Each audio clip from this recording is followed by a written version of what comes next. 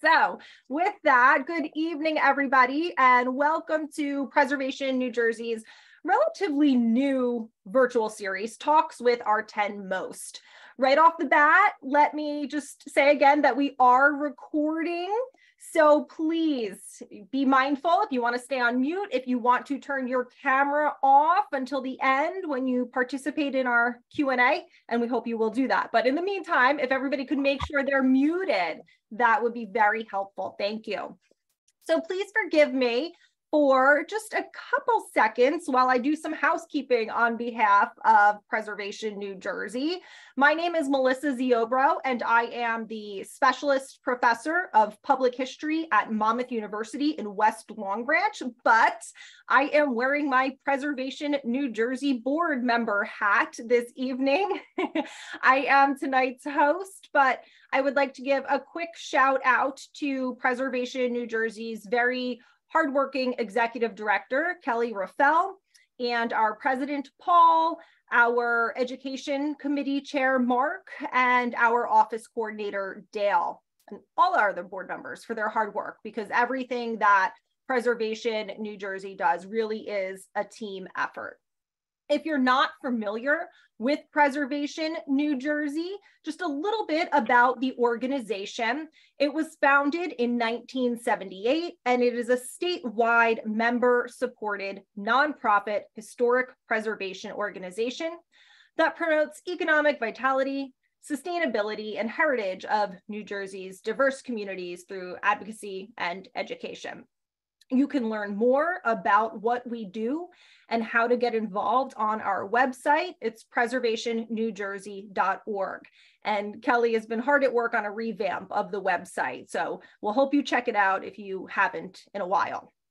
We are perhaps best known for our annual 10 Most Endangered Historic Places in New Jersey list, which draws attention to remarkable historic sites and their many challenges. We hope that naming sites to the list will draw attention to them and hopefully be a catalyst for change. We also publish instructional and informational toolkits and other educational materials and publications. We maintain an active newsletter, active social media presence, etc. Again, you can find out all about Preservation New Jersey on our website, preservationnewjersey.org. So on to tonight's program.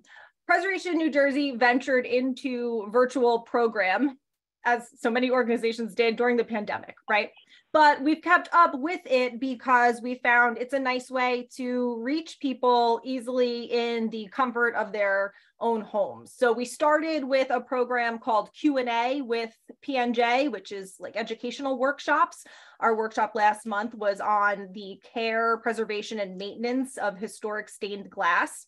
So we still have Q&A with PNJ, but this year we've added this new virtual series, Talks with Our 10 Most, which is a way for us to reach back to sites that have previously been listed on our 10 Most Endangered Places in New Jersey list and continue to call attention to them and see how they're doing today and see what lessons they might have learned that would be helpful to people at other historic sites. So today, finally get down to business here.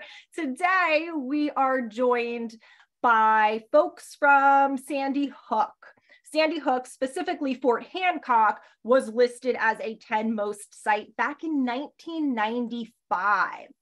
Sandy Hook, as many of you may know, is part of Gateway National Recreation Area.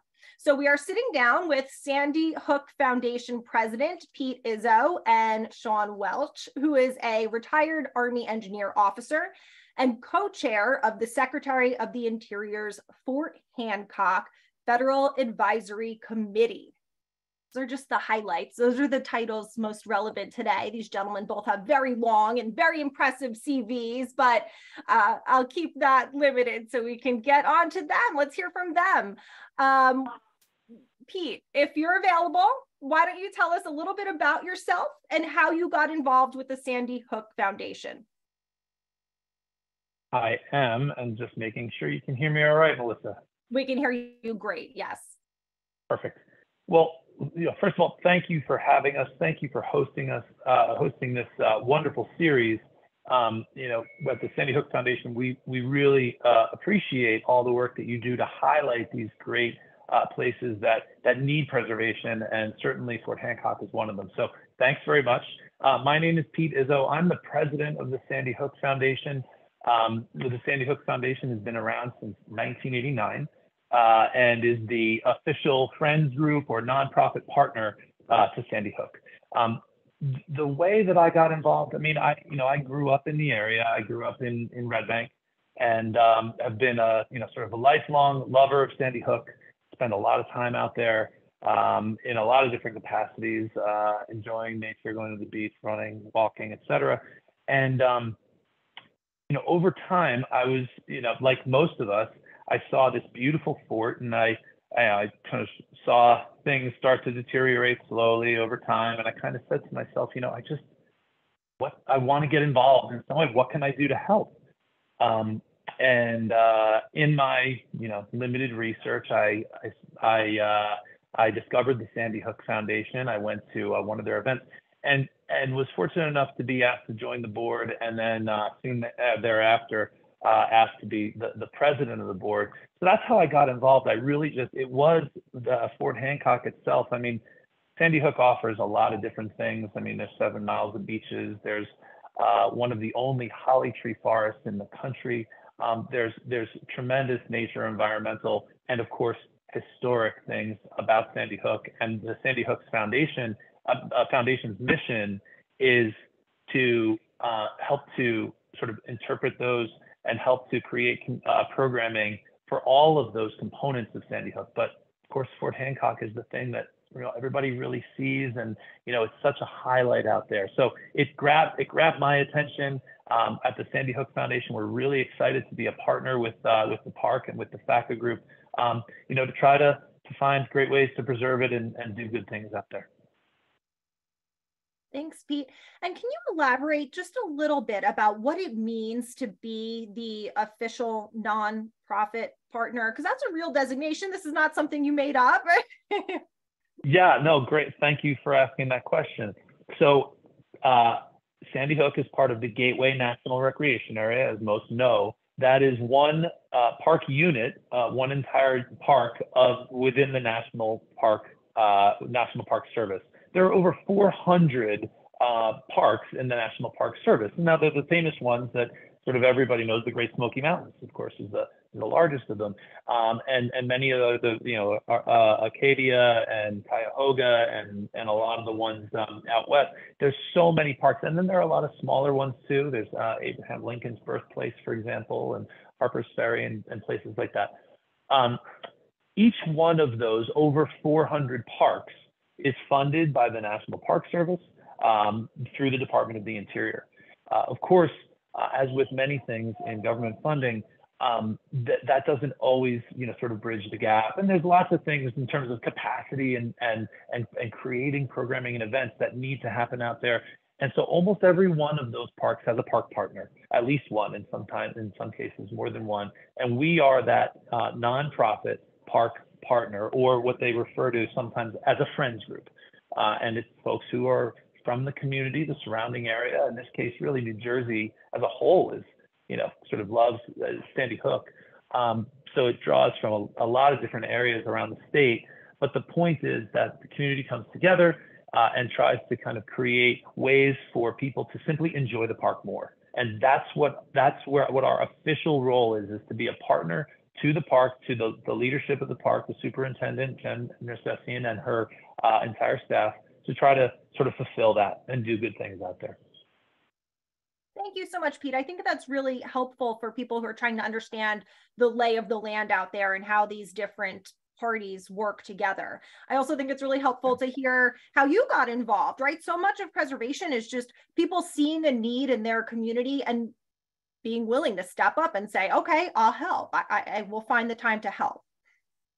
I couldn't agree more. And what I've found in my journey doing this is there's lots of people. If you mention Sandy Hook to anybody from basically anywhere around here, there's nothing but sort of love, and sometimes really like a deep feeling of caring for the place. I love there. I love going there. I take my children there. I go for walks. These are things that kind of I hear all the time. And if you take that next step and say, instead of talking only, which talking's fine, but now I'm going to volunteer some of my time, some of my effort, I will tell you that people so many times have said, well, what can I do to help? And it's, sort of lend a hand. These are the initiatives. What initiative moves you, and how would you like to help sort of move that initiative forward? It's been very successful. It's been it's amazing to see the universally positive response to Sandy Hook. I mean, who doesn't love it? Awesome. Thanks so much, Pete. So Shawn, how about you? Can you give us kind of a brief bio of yourself and your very long involvement out there on Sandy Hook? So I've had an interest in harbor defense, coast artillery since I was very young.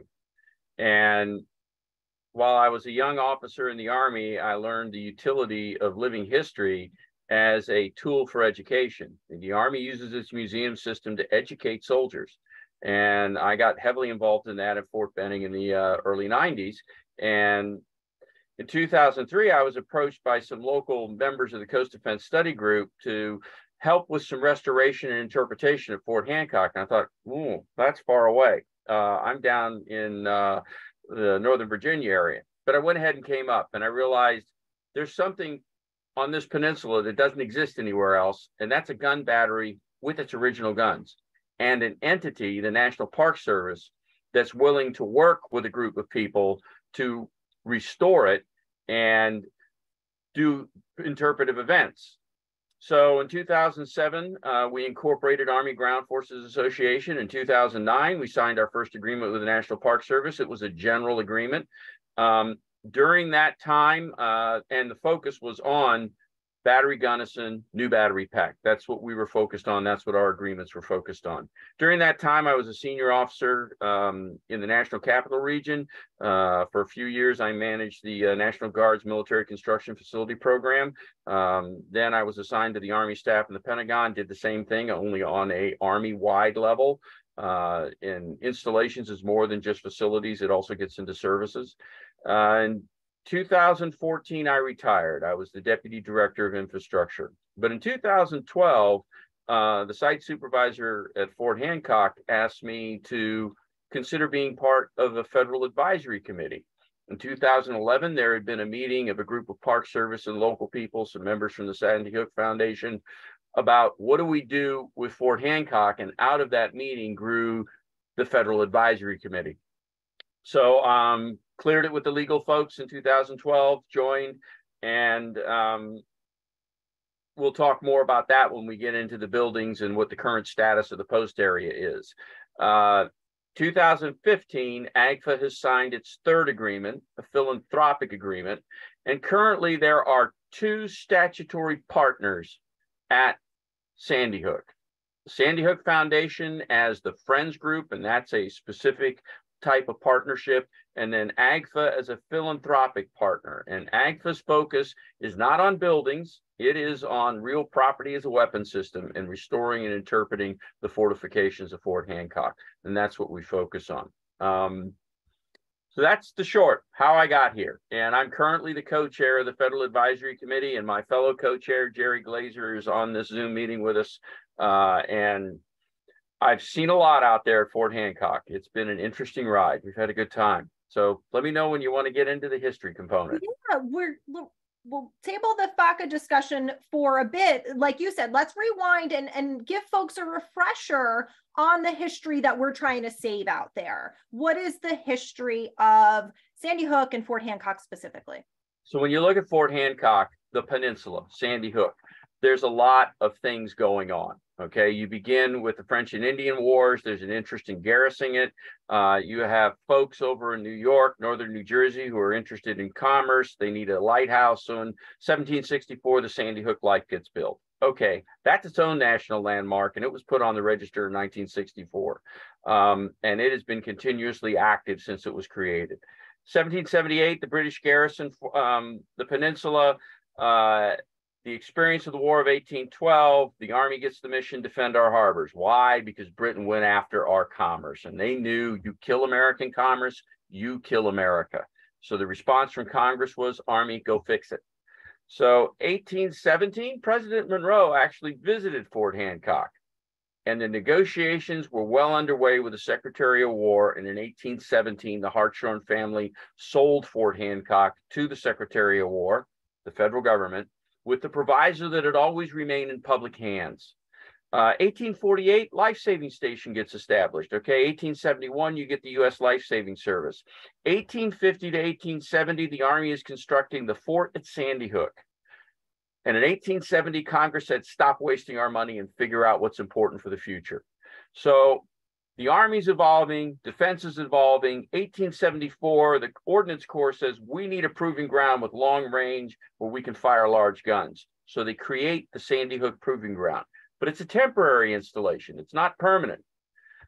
They continue work testing weapons. So you think about the proving ground, I could tell you this, it has a very strong connection to where I live in Pennsylvania. Why?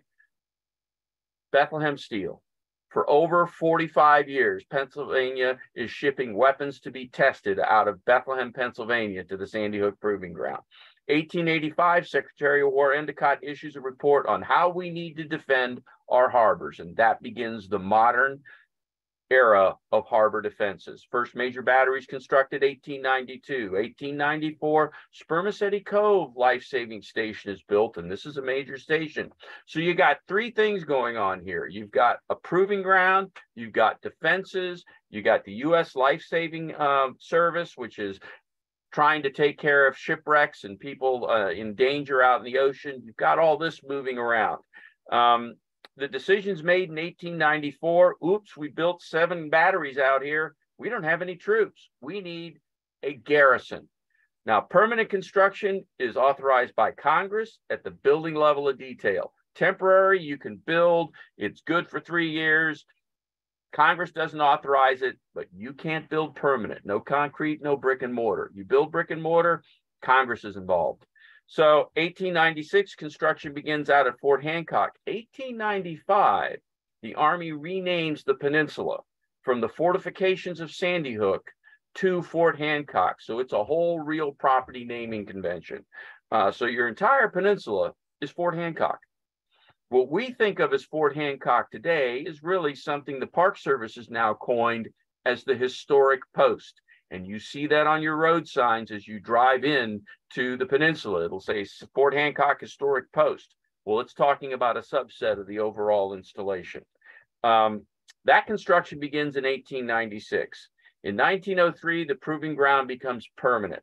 So Congress says to the Chief of Ordnance, you have your own installation out here to test America's best and brightest weapons to see how good they really are. Major improvements continue. 1905, major electrical improvements, power generation. So you have this whole electrical telephone thing going on beginning about 1905.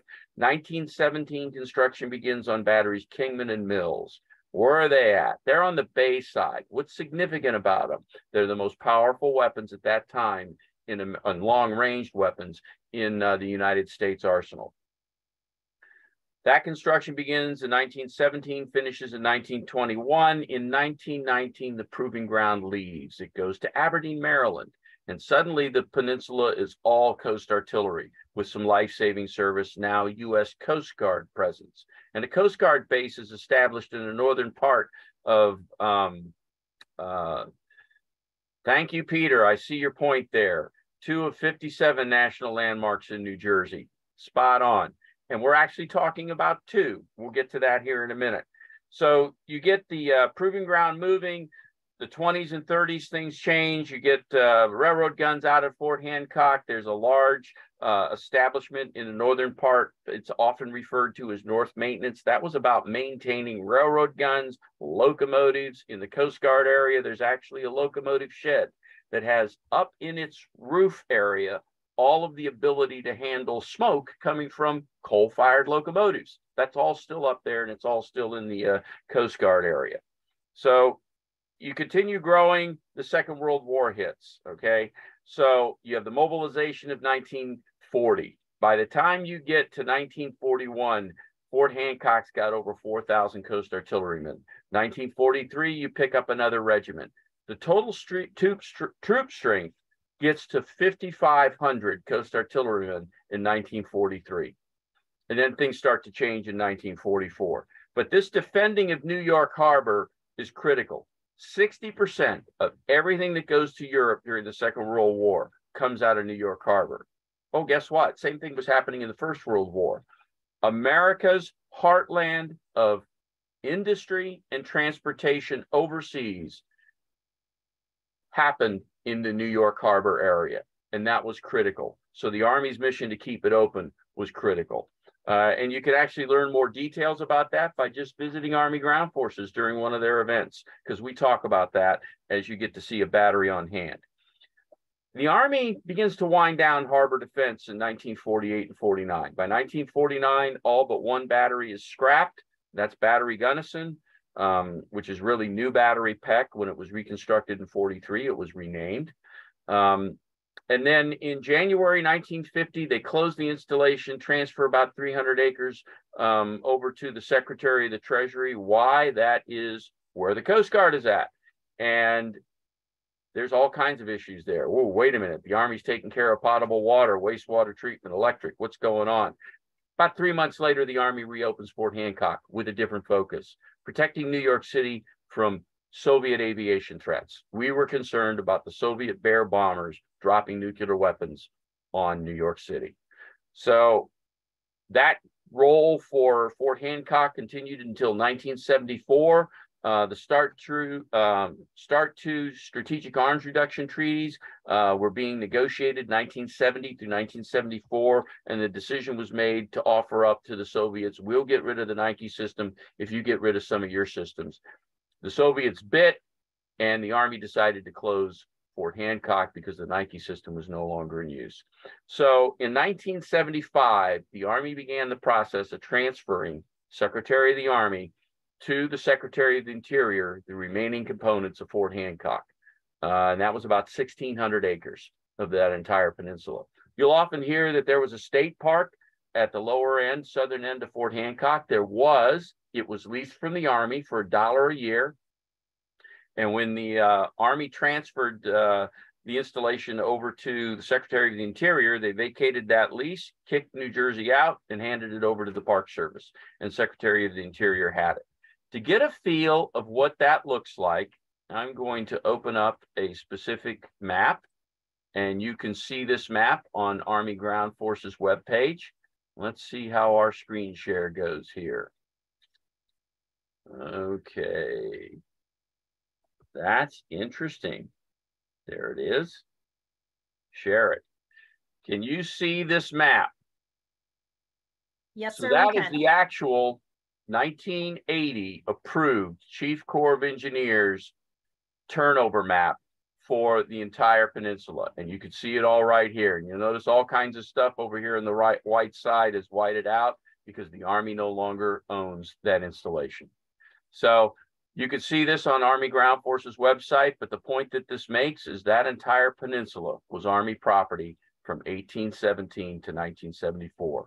And then with the exception of the Coast Guard component over here, where you see the little hand moving, all the rest of that was transferred to the Department of the Interior. So when you think about Fort Hancock, your first thought should be, woof, that's the whole peninsula. And it's got military history that goes back actually before 1817 when it was purchased by the Army, and then comes forward now into the Park Service time period. In 1982, the entire peninsula was listed on the National Register as a historic landmark. So it is, you could think of it as a landmark within a landmark. First, the lighthouse in 1964, then the entire peninsula, including the Coast Guard's area, was declared a landmark in 1982. What is a landmark? That is the highest level of significance. Landmarks, monuments, and memorials of designation by the federal government of national significance, national historic significance. So you've got a lot out there that's listed underneath that landmark. Army Ground Forces focuses on the fortifications. Sandy Hook Foundation is focusing on the visitor experience at Fort Hancock, the peninsula, the recreation aspects of it. Their view is a little bit larger than what Army Ground Forces focus on. We focus on the fortifications proper. So if you mind, I can go and move into the Federal Advisory Committee in the buildings, if you're ready for that. Can I pause you for 1 second there, Shawn? You did such a great job sticking to time and giving us a thumbnail overview. I'm sure you could teach a semester-long class on the history of, Fort Hancock and Sandy Hook. But I'm particularly impressed by just the scope of the history and the diversity of the historical assets that are out there. But before we move on to the advisory committee, do you have any readings that you would recommend for folks who want to know more about the long, deep history out there? So you can go to Army Ground Forces website, armygroundforces.org, and we have a lot of historic documents posted on that website. How would you know if you're at it? So I'll do a very quick screen. Let's see now. So these are primary source documents, Shawn, or these? A lot of them are. A lot of them are actually, let's see. Okay, let me get you to that. All right. Now.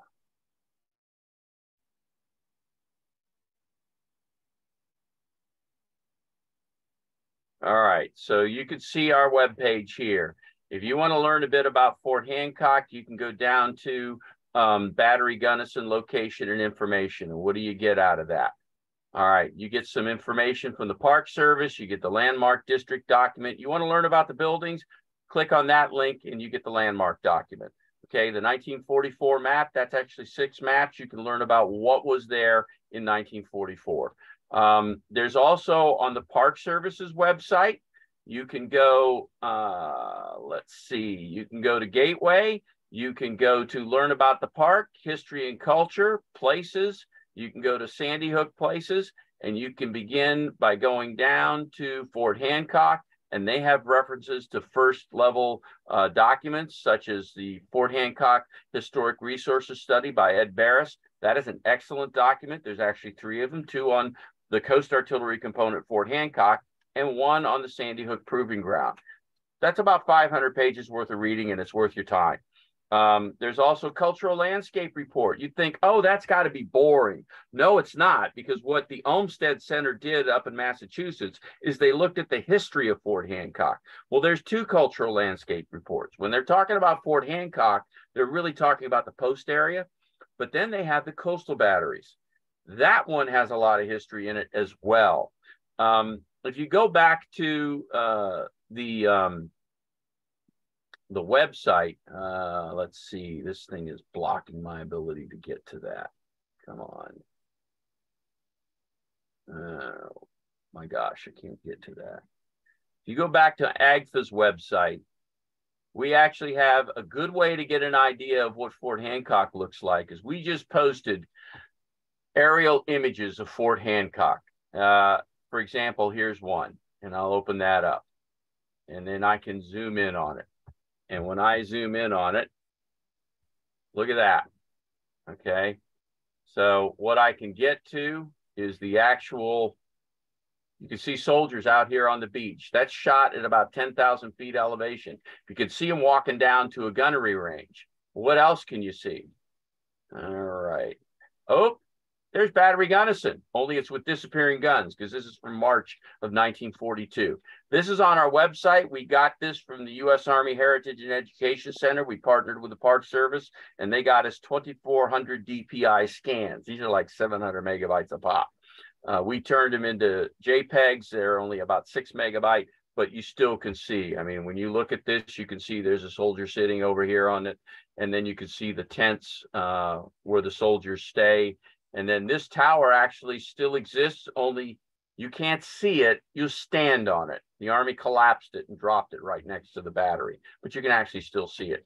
So these are places you can go to get information. The Park Service's website, you can go to Army Ground Forces. There's a lot of stuff there. You can peruse through it. We also have all of the, let me see, let me get out of this share here. Come on, stop share. There we go. You can also find all of the 1943 Foghorns, which is the Post newspaper. So you can learn about how the Metropolitan Opera was coming out to Fort Hancock and performing for the soldiers, all the dances that they held up in Highlands. You can learn about the New York Dodgers and the New York Yankees came out and played the Garrison, and the Yankees were very friendly and the Dodgers crushed them. And you can learn about all the different things that were going on socially and get a feel for the time. It's different than this time today, and people looked at things very differently back then. The other thing to keep in mind with this military history from the Second World War back is you're talking about a line of sight war. We don't think like that today. We don't think of war in that way anymore. When I think about the Second World War, radar could see an aircraft at about 100 miles. Okay, they're moving at 250 miles an hour. They're going to be there in 15 minutes. That's enough time to brush your teeth, part your hair, and you're in the fight. So it's a very different way of looking at how we defended our nation. And you can pick some of that up by looking at these newspapers and seeing what the soldiers were thinking and the things that were on their minds. There's a lot of code speak in those newspapers, but it's interesting stuff. That help you? Excellent. Thank you, Shawn. When I asked for further reading for the audience, I didn't expect that wealth of open access primary sources. So I'm delighted to hear that. Thank you for sharing. So let us then drill down into the buildings a bit, right? The fort was decommissioned December 31st, 1974. What's been the journey of the buildings since, and where are we today? So when the Park Service got this, some of the things that when I first joined the committee and I'm looking at the buildings, my thoughts are, how did we get to this?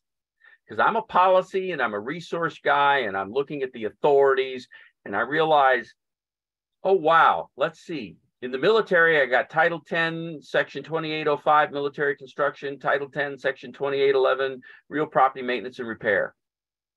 Park Service got nothing like that. They have no structural guidelines or requirements, anything like what the military has. That doesn't surprise me. If you go to the first paragraph of the Constitution, it says provide for the common defense. Ooh, provide. I have a bill to pay. I got to do this.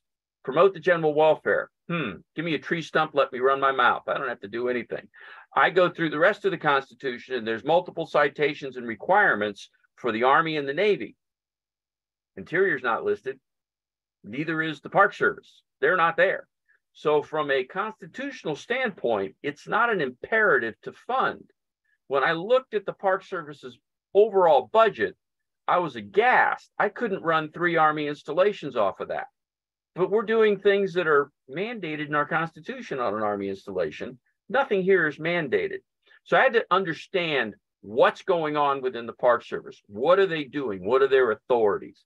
So Jen Nersessian mentions that she's the superintendent. She makes the statement to me that we have the historic leasing program, and I'm trying to find an analogy in the Army, and that's called the enhanced use leasing program.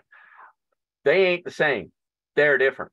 Okay, you do an enhanced use lease in the military, and built into that is a big, huge fund where we reimburse you when we snatch the building back. We're leasing to preserve, to reuse for national defense. It's not what the Park Service is doing. Their historic leasing program is about leasing to preserve in the long term. So they will lease for up to 60 years. Well, you tip over 25, 30 years, you're in a different financial ballpark, and the lease is treated differently and it's handled differently legally. So as I was looking at Fort Hancock, I realized, A, you're not doing this Park Service alone. B, the authorities are complicated, and they are, and the Park Service has ways to do this, but they require lots of people to get involved, lots of organizations to get involved. Okay, you can see this in Europe. Like you go to the Arch de Triomphe, in addition to French Antiquities Commission, there's 4 other organizations in there maintaining that. That's the intent of having something like the Sandy Hook Foundation, Army Ground Forces, and then leaseholders.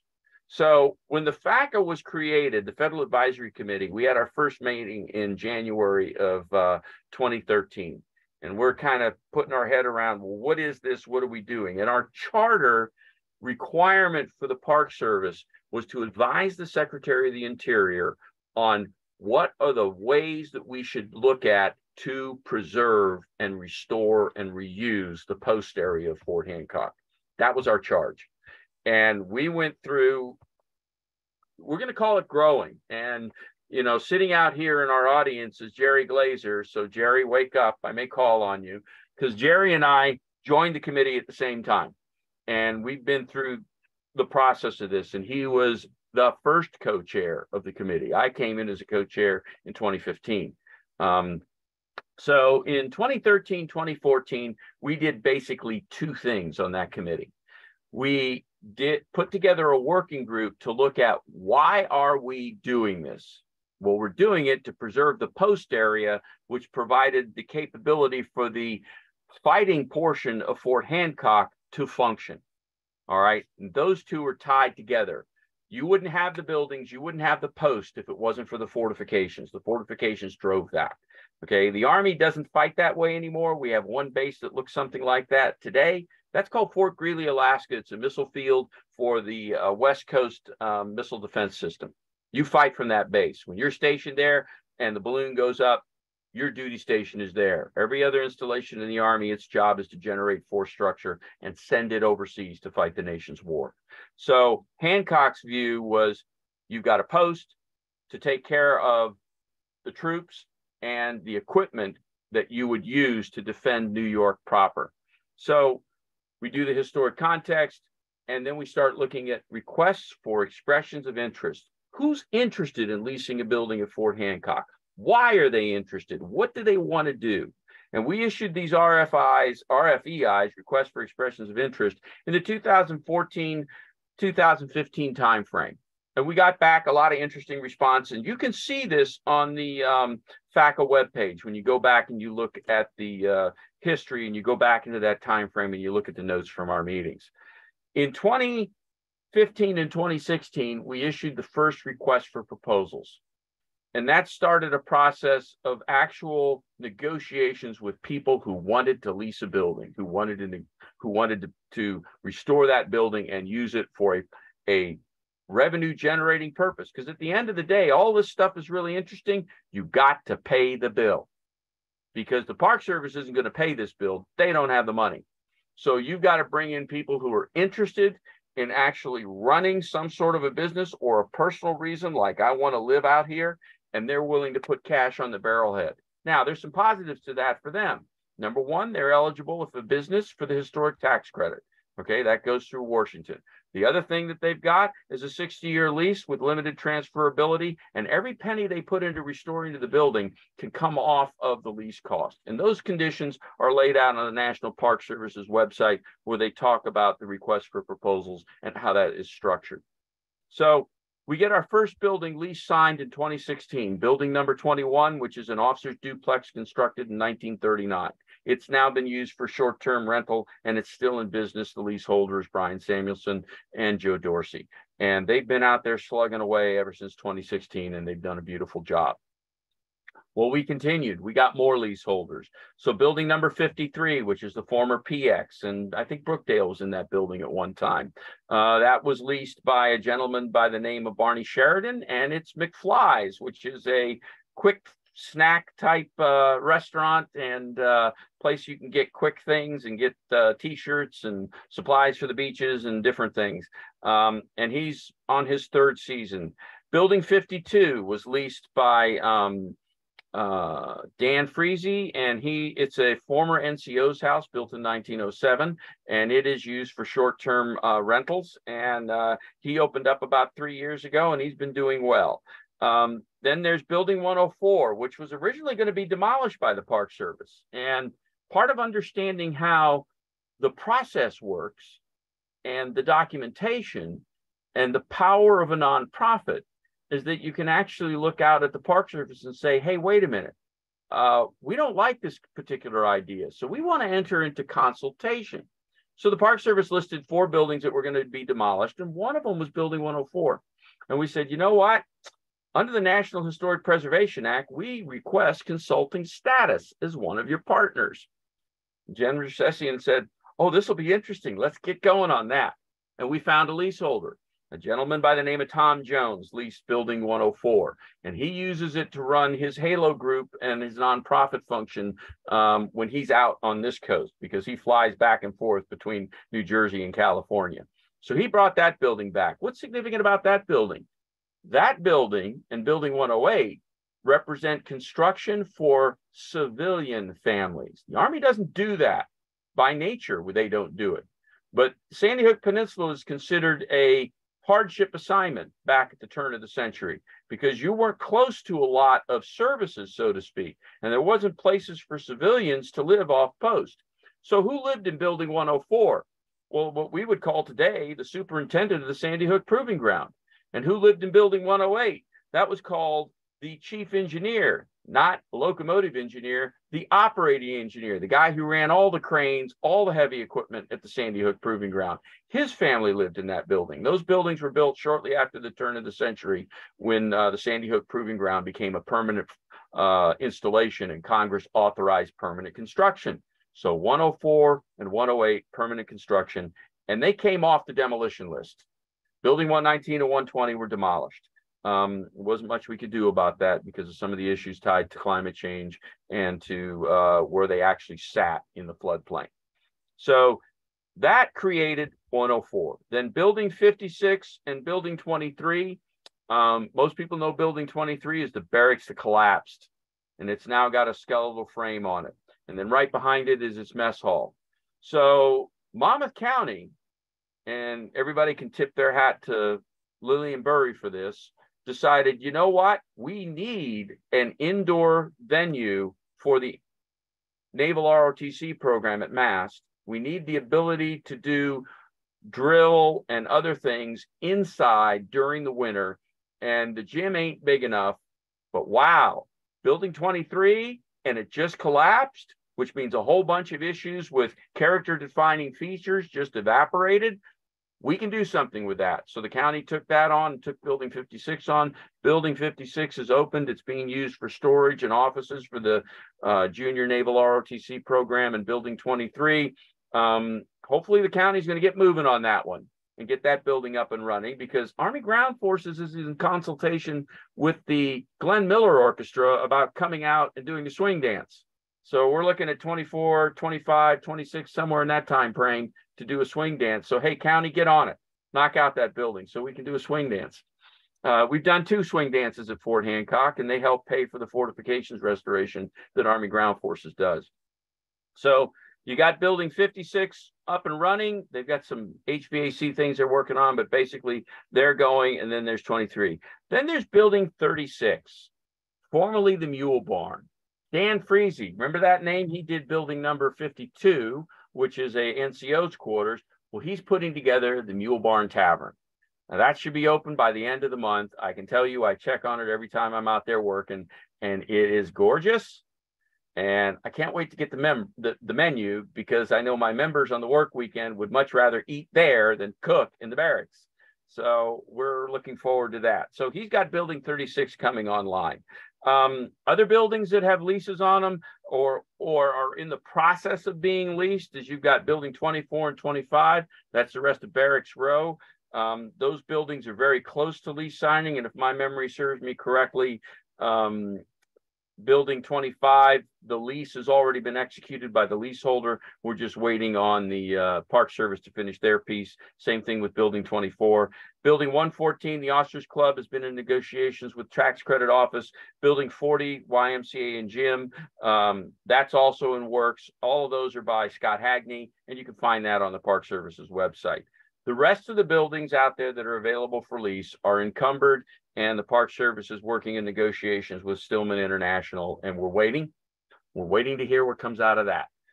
So what we've gone from in 2012, the big goose egg, to about 6 buildings up and running and moving, and about 7 more in the pipeline, and then potentially all the rest of them with some measure of instrumentality against them for reuse and preservation.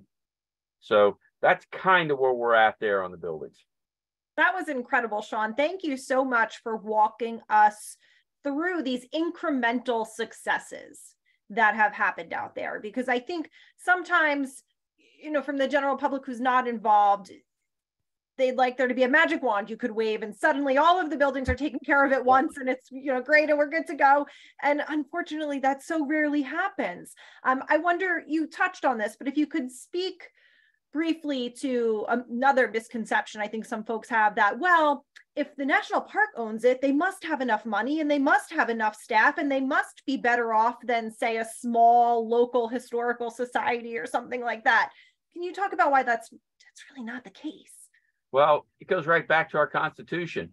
Find me Department of Interior in there. It's not there. Do a keyword search on Park Service. It's not there. It's not a national priority.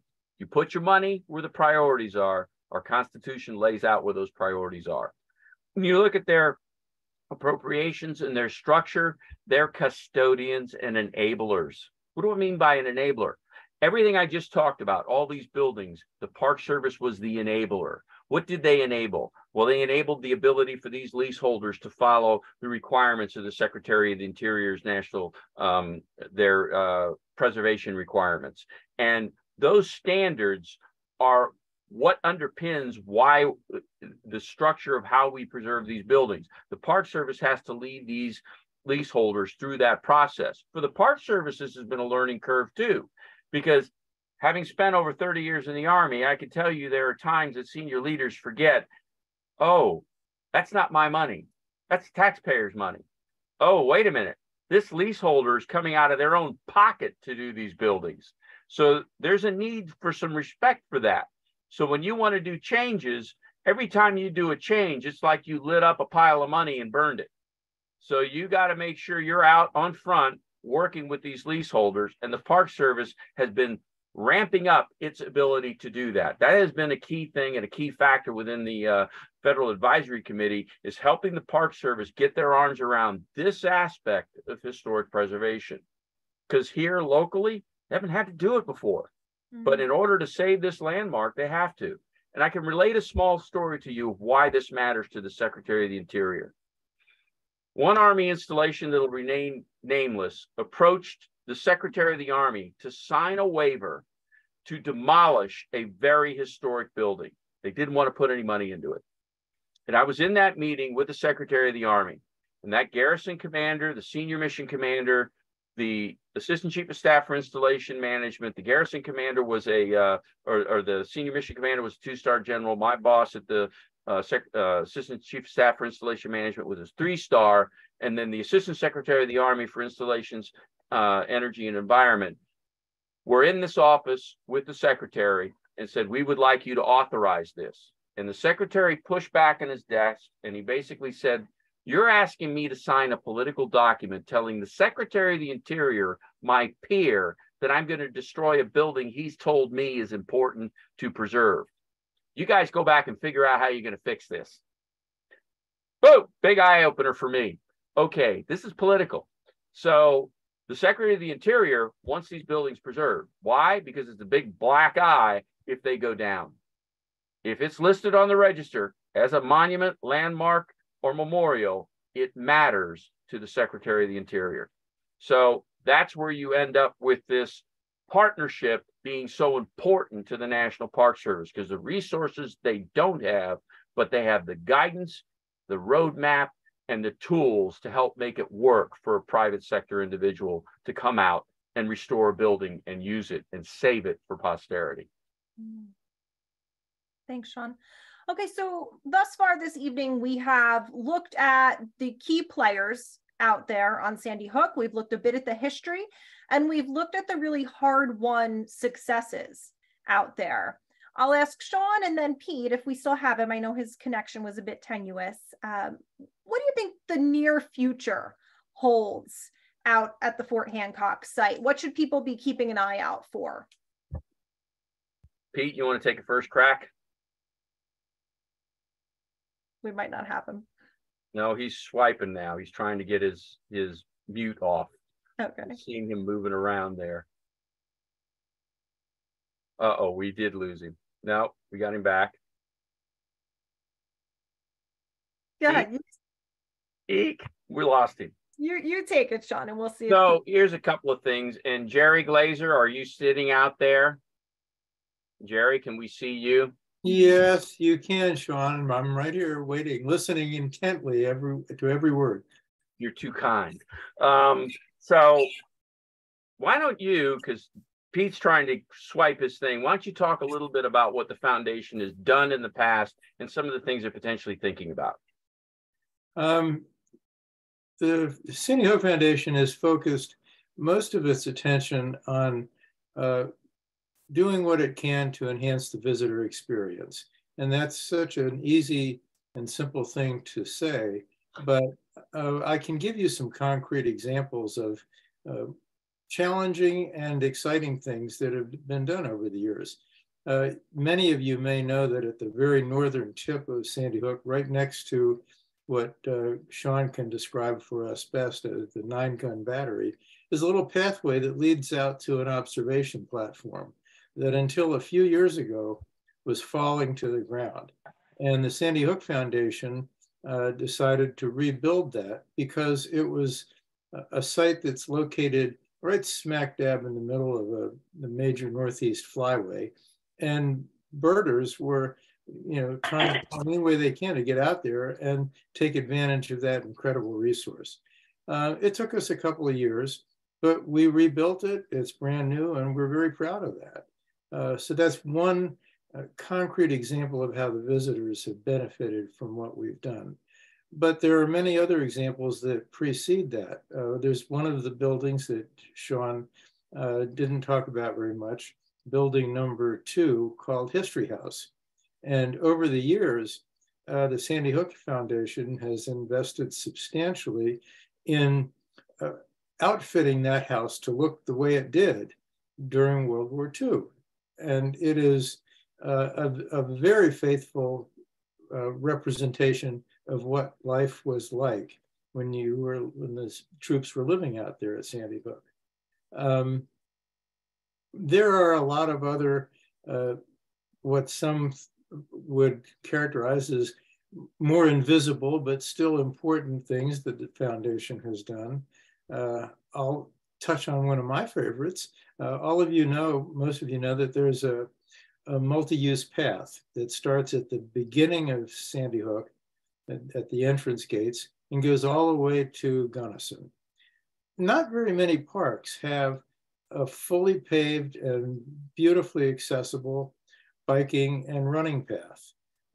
Sandy Hook Foundation has contributed substantially to signage for that path and also to air pumps and other bicycle repair resources along that path. I will just say that there are more maintenance stations for bicycles in that 7-mile stretch than more than you would find in any park in the country, I would bet. I could probably go on with 10 more examples that would even predate my history with there. But my point is that we've tried very hard to identify things that the visitors want, that the visitors need, and that our donors can see when they provide contributions to the foundation. So that's my take on it. And Pete, I don't know if you're back yet, but if you'd like to supplement what I said, that would be welcome, I'm sure. I think I am back, and thank you, Jerry, for doing that. I really appreciate that. Yeah, the only thing I would add, and I think Jerry did a wonderful job of giving some great examples. There's so much to do out at Sandy Hook. If you take a look at the general management plan, if you were ever to, you can go right onto the Sandy Hook website and you can find that general management plan. And there are, I would say 20 different, let's just call them projects, initiatives that the park has identified as things that could be done to enhance the visitor experience, to either interpret history or provide a means for visitors to come to and enjoy the nature of over the 2,000 acres at Sandy Hook. A couple more of those, and there's so many of them, but there are things like all of the. Well, let me start by saying this: I saw in the chat somebody had written that I think they said there was $9 billion worth of deferred maintenance. I think that might have been referring to the entire National Park Service as a whole. I know that the number at Gateway National Recreation Area is, I think it's 1.5 billion of deferred maintenance. In other words, that's what they estimate that the cost would be to kind of bring all of these historic structures back to a level where they can be used. The point is, it's a lot of money. The point, and it's enormous projects. And the truth is, probably not every single structure that Shawn did such a great job of, he probably still only touched on half of, what actually is out there. There's so much. You might not actually get to restore every single one of those, but the point still remains. There are tremendous opportunities to take that history and to turn it into something that visitors, people like you and I, can consume and experience within one or more of the batteries. And if you haven't been to Battery Gunnison or New Battery Peck, where Shawn and his group has completely reinterpreted, it is so worth going to. And it's like you're stepping back into the World War II era, and seeing that kind of makes you think, well, what if we could do that with a few more of these structures? So there are so many things like that can be done out there at Sandy Hook. And the challenge really is just getting consensus of enough folks, and of course finding the money through what has been shown to be successful, which is public and private partnerships, getting money not only from government, but getting money from private individuals. I'm sorry about the noise behind me, so I'll stop there. But those are my, I think, additions to the conversation. So for a couple of the projects, one quick thing that Shawn, I'm sorry, Shawn, I don't recall you mentioning what we have characterized as our pioneer leaseholder at Fort Hancock, and that is Brian Samuelson, who Building 21. The very first, our pioneer who came in and took on those duplex houses right in the middle of Officers Row. And credit is due to him whenever I get a chance to mention it. The other thing that I failed to mention is that the Sandy Hook Foundation was also very involved in restoration of the lighthouse keepers' quarters. Yes. And I'm embarrassed to say that I left out one of the iconic structures at Fort Hancock. So right next to the lighthouse keepers' quarters of the lighthouse is the first structural concrete battery built in the United States, the mortar battery, Batteries McCook Reynolds. So Army Ground Force's next jump-off project is installing a vintage electrical system in it that is the Corps of Engineers standard 1915-1925 system. We have almost all the lights. We've had to have a few cast, but we're gearing up for that. Our first step is going to be working with the Park Service to secure it, because unfortunately vandalizing seems to be the order of the day. And then the Park Service is looking at how to get electricity in there, because without electricity, lights don't give you a lot of good. So we're working on that component of moving forward with the mortar battery, probably over the next couple of years. Why is that important to AGFA? Because Battery Gunnison, New Battery Peck only holds 100 people. You get 250 people on a tour and you got a problem. Well, we got a lot of batteries out there and we can do things in, and the mortar battery is perfect. It's right next to the post area. It's 500 feet from the Park Services and Turf Ranger headquarters. Let's do it. So that's what we're looking at. And AGFA, by the way, is a self-performing organization. So when you see people in uniform out there working on things, that's us. So Jerry, Pete, Shawn, you've talked eloquently about the successes out there, about some challenges, about what the near future is going to hold. Folks, if you're on the call and you're interested, there are a lot of ways you can help by giving your time, your talents, and your treasures. Check out the links that I put in the chat, and it'll connect you to Army Ground Forces, Sandy Hook Foundation, etc.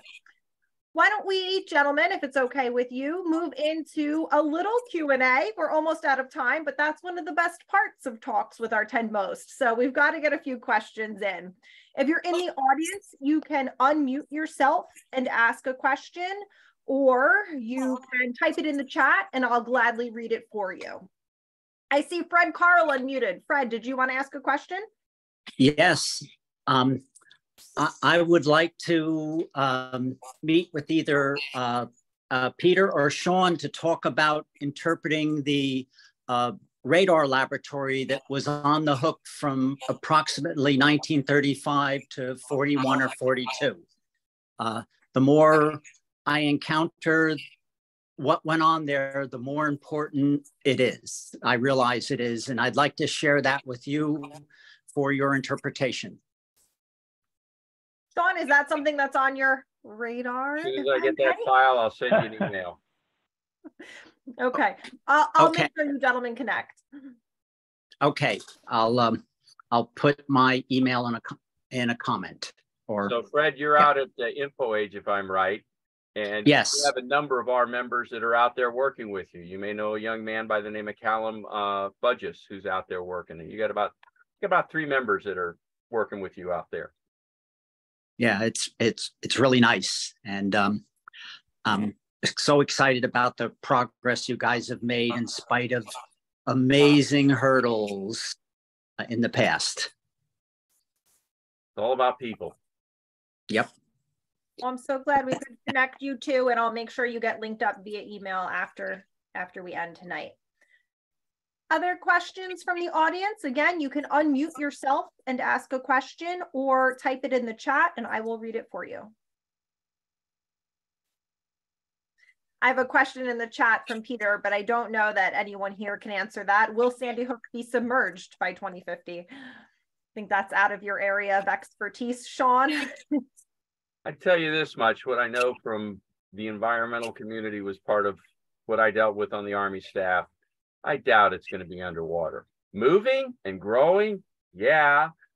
When you look at the map from 1944, it's 1,900 acres. You look at the map today, it's 2,100 acres. It's growing and it's moving. So it may move on us in 2050, but it's moving north. And so we'll see. And of course, the lighthouse was very close to the tip of Sandy Hook when it was created, when it was built in 1700s. And now it's, I don't even know how much, a full mile of additional, sand and works beyond it. 200 more acres. I would say probably the way that I think about it is that is too difficult of a question to answer. But what I do know is that there's beautiful history there that we should try to preserve. And hope that it certainly stays beyond 2050 and for hundreds of years. But to do, we wouldn't want to just do nothing with the thought that might come someday. Let's focus on today. Yeah. It's a great reminder that that's a whole nother added complication that you deal with out there. So the leaseholders, just as an understanding, have to account for that in their insurance. So the effects of potential flooding, all of that is accounted for. There's a whole floodplain map that looks at this, that encountered or accounts for some of the concerns with climate change and the change in tidal heights. We'll see what happens with that. Okay, other questions from the audience? All right, Shawn, Pete, let me have you each say a last word. Pete, why don't you go first? Yeah, well, look, we really appreciate the opportunity to just talk about Fort Hancock, of course, and Sandy Hook as a whole. There's so much to do out there in terms of enjoyment, and there's also so much to do out there in terms of work that feels good to people, to take the history, the nature, the outdoors, the environment, pull all those things together and create a space for visitors to enjoy for today, for our children, for our grandchildren. I mean, it means a lot to me, and of course to a lot of folks when you talk to them. So it's a great task. If you're interested, of course, we'd love to hear from you and how you'd like to be helpful. But I mean, we've got a lot to do, and we're looking forward to getting it done. Thanks, Pete. Now, Jerry, you've become our third man on deck. I don't want to put you on the spot, but would you like to have a last word? My last word is to thank Shawn for an extraordinary presentation. I mean, I've worked with Shawn on the Fort Hancock Advisory Committee for a decade now. And I think I have a new understanding of the history of Fort Hancock based on what Shawn has said. So I think that's, thank you, Shawn, for spending the time that I know you put in to prepare for this. The other last thing I would say is that we've talked a lot about this FACA group, which actually stands for Federal Advisory Committee Act. And I don't know why we ever called it after the legislation that established it. But I think we should all be reminded that there are 20 real live people on that committee who come from many, many different perspectives and many professional skills. And those individuals are, the positions that they are from are spelled out in the charter for the advisory committee. They are people who specialize and are expert in environmental issues. There are local elected officials from the municipalities that surround Sandy Hook. There are real estate professionals. I've left off a whole bunch of them, but none of the great work that's happened over the decade could have been done without the special talent that those people bring to the conversation. So every time I hear us talk about the advisory committee, there is extraordinary professional skill behind that, and they have dedicated a lot of time to that work. So I appreciate all of them as well. Thank you for that, Jerry. With these talks with our 10 most, we always want to look for lessons learned that might be helpful to folks who are pursuing their own preservation efforts, and having a lot of different folks at the table, right? Sounds like something you would advocate for. So I appreciate you bringing that up. Absolutely. It's all about people at the end of the day, and understanding the original documents, the intents, the authorities, and working with people to achieve a goal at the end of the day using those intents and authorities. To me, that's the big message here. The committee has been an incredible eye-opening experience for me, and I've met people like Jerry, who gives me a completely different perspective on how to look at these things, and Pete with Sandy Hook Foundation. Again, it's all about people. I would invite folks to take some time, go through the Army Ground Forces website. And when you got time, come out and visit at Battery. What the Park Service is finally going to start reflecting on their maps as New Battery Peck, because it was renamed in 1943. So we're catching the Park Service up on that after about 20 years, and see what we're doing and get a sense of why it's important to talk about this, both technology and people-wise, and what it means to America, and why preserving it, with Fort Hancock, this peninsula, being one of the most complete harbor defense installations in the United States. There are things here you won't find anywhere else. All right. Well, thank you so much, everybody. We've gone a little bit over. I thank the presenters for being so very generous with their time. Thank you to the audience for their interest. Remember, if you are moved to get involved and help out there on Sandy Hook, there's a lot of different ways for you to do that, whether, again, it's your time, your talent, or your treasures, aka your dollars. They will put you to work in any way that feels right for you. So find these organizations on social media, find their web pages, and get involved if you can. Thank you so much, everybody. And remember, you can find Preservation New Jersey at preservationnj.org. We hope we see you again. Thanks, everybody, and have a great night. Y'all have a great evening.